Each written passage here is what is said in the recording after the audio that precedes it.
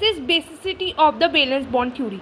The central metal atom or ion of the ion in the complex makes the available a number of empty orbitals for the formation of coordinate bonds with the suitable ligands. The number of empty orbitals made available for this purpose is equal to the coordination number of the central metal ion. ठीक है, if the coordination number is 6, the 6 empty orbitals are made available, and if the coordination number is 4, 4 empty orbitals are made available in the central metal ion. ठीक है, जैसे इसमें उन्होंने कहा है कि अगर कोऑर्डिनेशन नंबर, इसमें उन्होंने कहा है कि कोऑर्डिनेशन नंबर 6 है तो 6 empty orbitals are made available. If coordination number is 4, the 4 empty orbitals are made available in the central metal ion. ठीक है, अब देखो ये जैसे ये है हमारे पास, ये एक हमारे पास कोऑर्डिनेशन कंपाउंड है, कोऑर्डिनेशन कंपाउंड है. ठीक है, अब ये क्या कहते हैं, ये हमारा कोऑर्डिनेशन नंबर है. 6 इज़ अ कोऑर्डिनेशन नंबर, ये हमारा 6 इज़ अ कोऑर्डिनेशन नंबर. ये क्या है, 6 क्या है हमारे पास, यहाँ पे 6 क्या है हमारे पास, कोऑर्डिनेशन नंबर.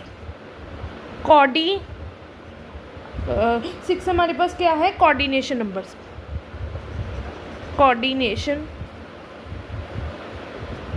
नंबर. ठीक है, ये 6 हमारे पास क्या है, कोऑर्डिनेशन नंबर. ठीक है, 6 हमारे पास क्या है, कोऑर्डिनेशन नंबर. ठीक है, ये 6 हमारे पास क्या है, कोऑर्डिनेशन नंबर. ये देखो,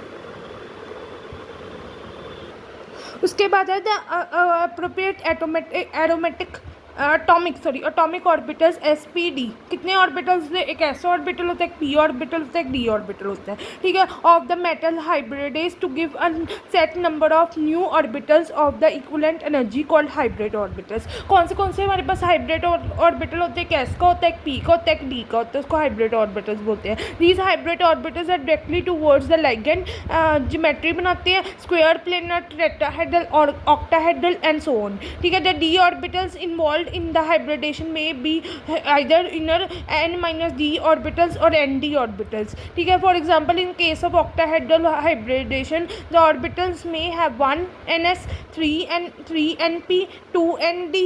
ठीक है, s3 d2 hybridization or the 1 ns, 3 np, 2 n - d.